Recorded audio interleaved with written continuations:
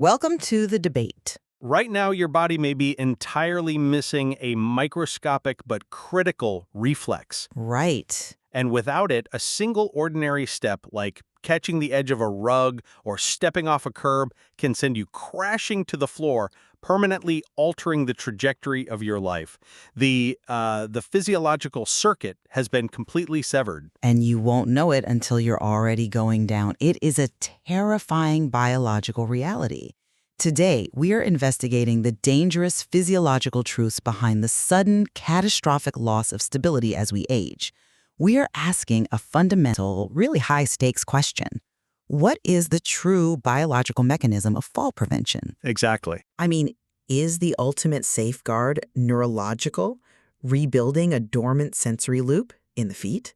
Or is it entirely musculoskeletal, building the foundational structural power required to physically halt a fall in motion? Because I argue that the nervous system is the ultimate failsafe.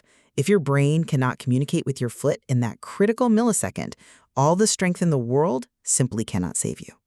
And I argue that a highly sensitive, activated nervous system is, well, completely useless if your body lacks the brute physical force to execute the command it is being given.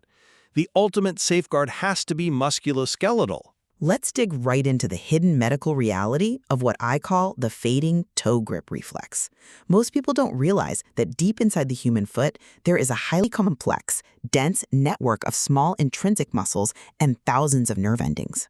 It's a masterpiece of biological engineering. It really is. When you start to tip forward or lean just slightly too far in any direction, those foot muscles are designed to instinctively switch on.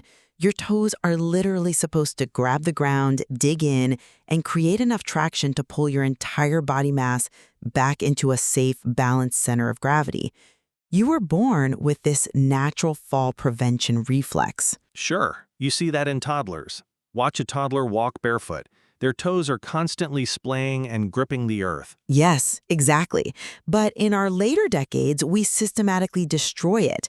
Think about it. By spending our lives walking on perfectly flat, predictable floors, constantly encased in thick, heavily cushioned shoes, we isolate the foot from its natural environment. Right, we stop demanding that those micromuscles do any work. So the muscles atrophy. The mechanoreceptors, the sensory nerves that tell your brain exactly where your foot is in space, literally go dormant from lack of stimulation. It is exactly like trying to turn on a light in a room when someone has secretly severed the electrical circuit inside the wall. Think about the last time you tripped. In that exact millisecond, your brain panicked and tried to flip the switch to save your life. It sent the signal down the leg to the foot, but nothing happened. The electricity was there, but the connection was completely broken. True prevention requires neuro-reprogramming. It requires waking up that sensory connection through very specific, dynamic barefoot movements so your body can subconsciously correct itself before gravity takes over. Okay, that's a compelling argument, but have you considered the brutal physics of human momentum? The neurological circuit is only one half of the equation, and I would argue the far less critical half when a crisis actually occurs in the real world. Okay. Let's look at the clinical data because it reveals a contrasting, equally terrifying truth. People with weak legs are more than 5 times more likely to experience a fall compared to those with strong legs. 5 times. That isn't a small discrepancy. That is an enormous statistical margin that we simply cannot ignore. I hear that, but We can talk all day about waking up dormant nerves in the toes, but let me offer a visceral reality for the listener. Think of your nervous system as a smoke alarm and your leg strength as the fire engine. It does not matter how highly calibrated, how sensitive, or how loud your neurological smoke alarm is if you simply do not have the muscular fire engine to actually extinguish the blaze.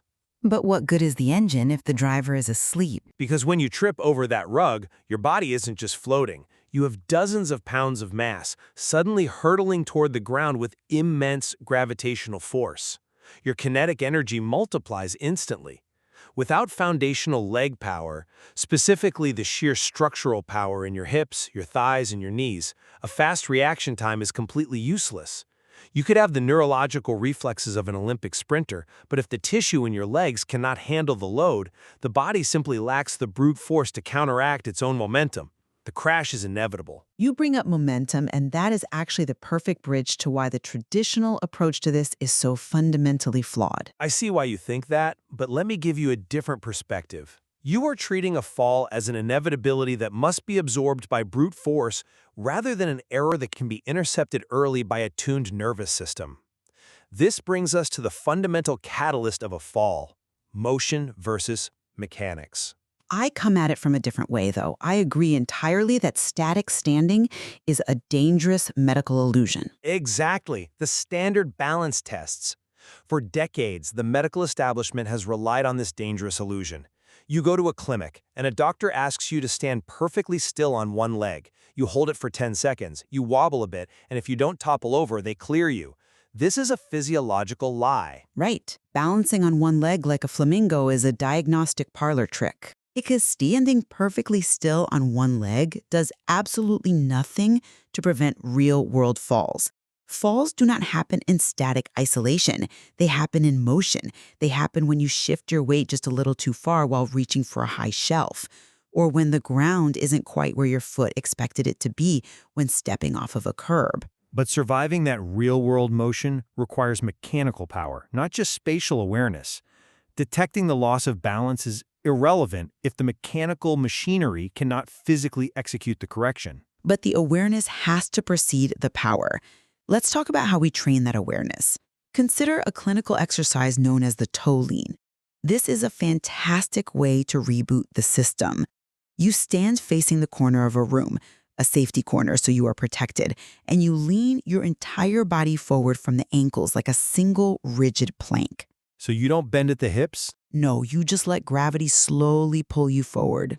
Let's walk the listener through what that actually feels like.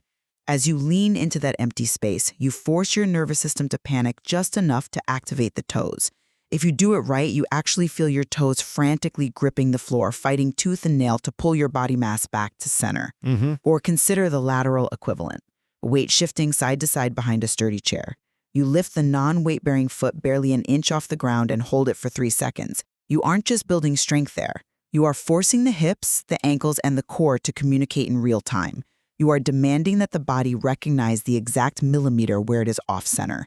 If your internal circuitry cannot detect that precise millimeter where balance is lost, no amount of massive leg strength is going to deploy in time to save you. You mentioned shifting weight and leaning, but let's look at the actual mechanics of clearing an obstacle in the real world.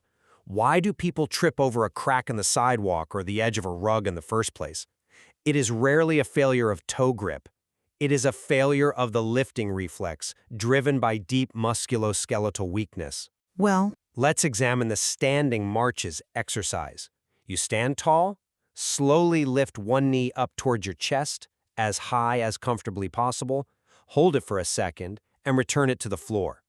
This directly targets the hip flexors. Those are the muscles deep in the front of your hip that literally pull your femur, your thigh bone, upward. right. If your hip flexors are weak, the physical lifting reflex is simply too slow. Think about encountering that unexpected crack in the pavement. Your brain might detect it perfectly. Your nervous system might fire instantly.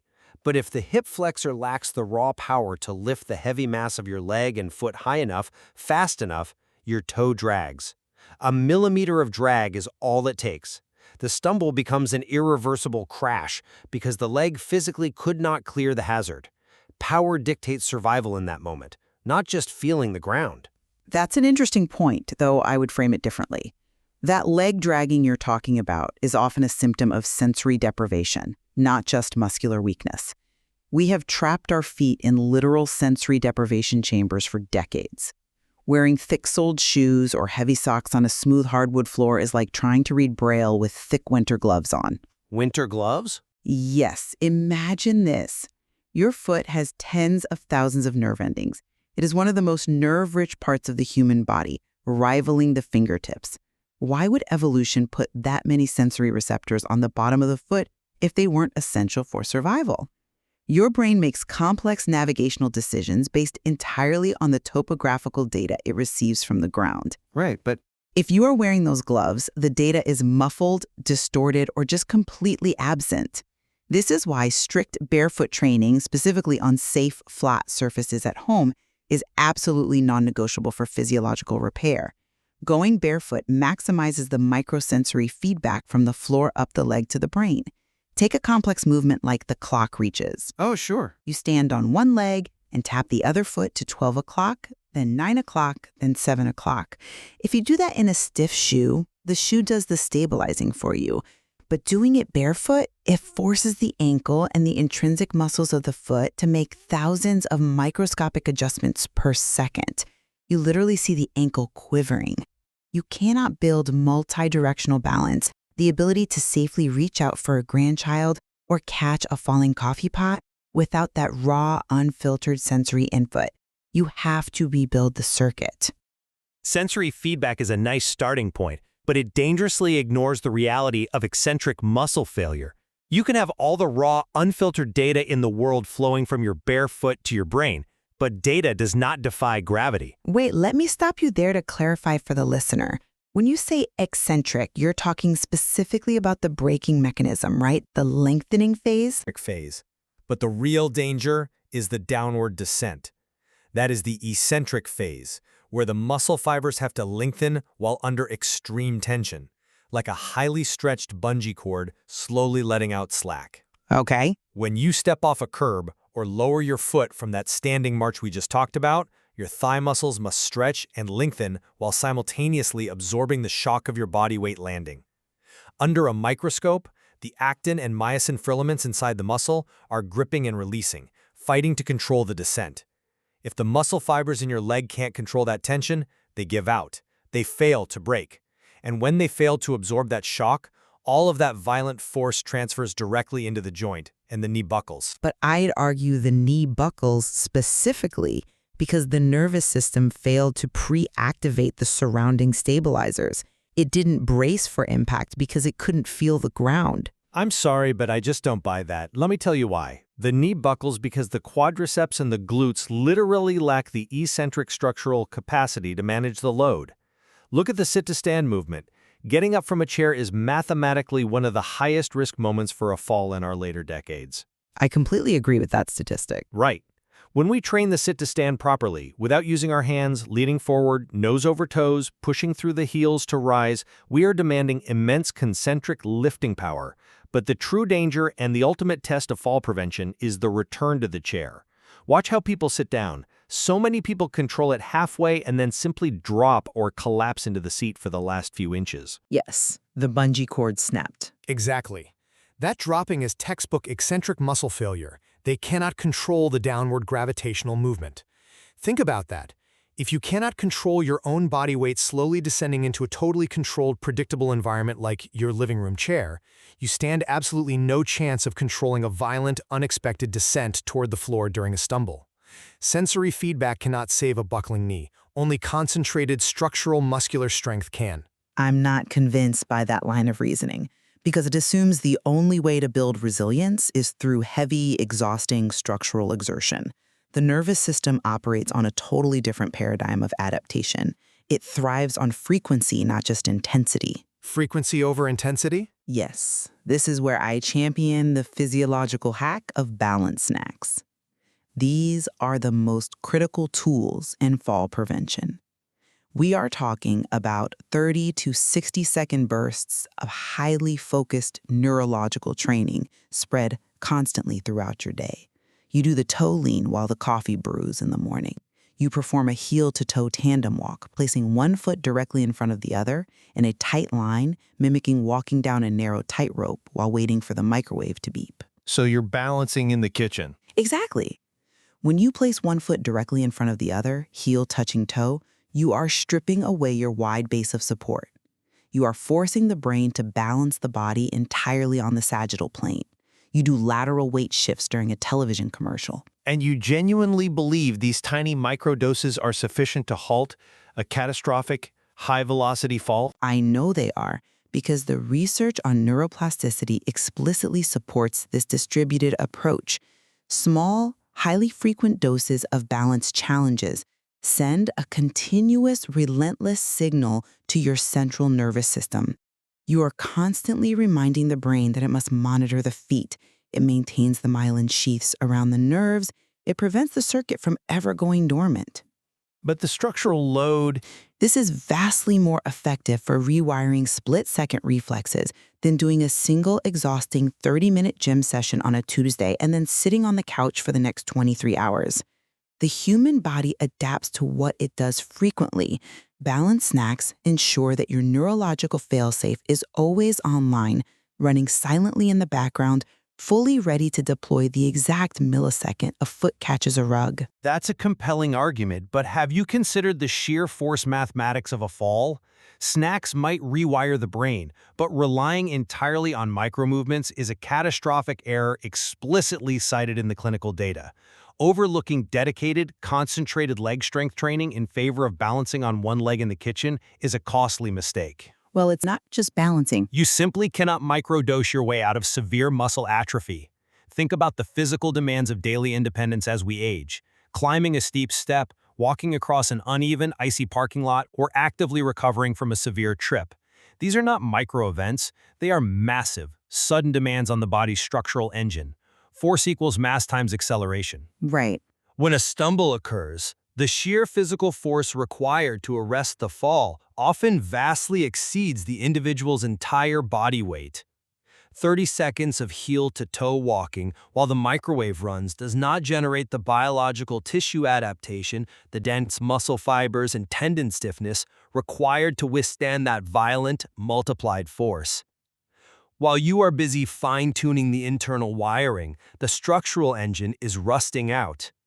When the critical moment arrives, getting out of a chair or physically stopping a body in free fall requires undeniable, concentrated physical strength that micromovements alone will never build. If we pull back and look closely at this divide, we see two tightly intertwined biological realities fighting for primacy. I maintain that brute physical strength is effectively useless if the nervous system's split-second warning signal is disconnected. Think of it like a state-of-the-art naval ship. You can have the thickest, most heavily reinforced steel hull in the world, massive muscle strength.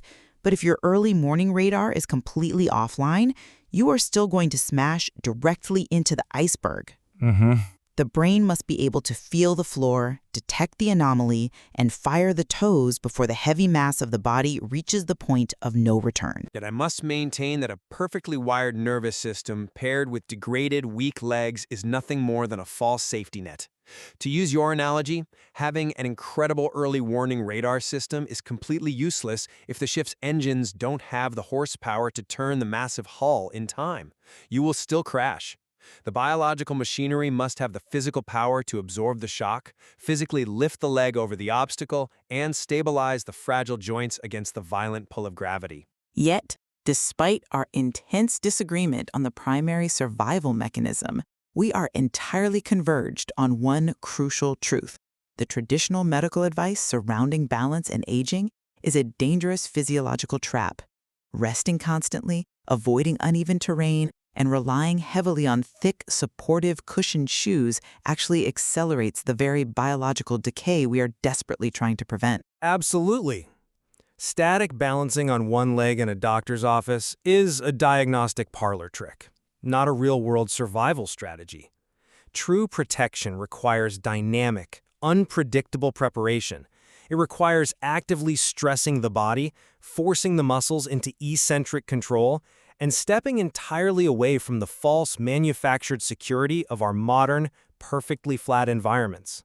The human body is fundamentally designed to interact with a complex, unpredictable physical world. The moment we stop challenging those mechanisms, they begin to vanish.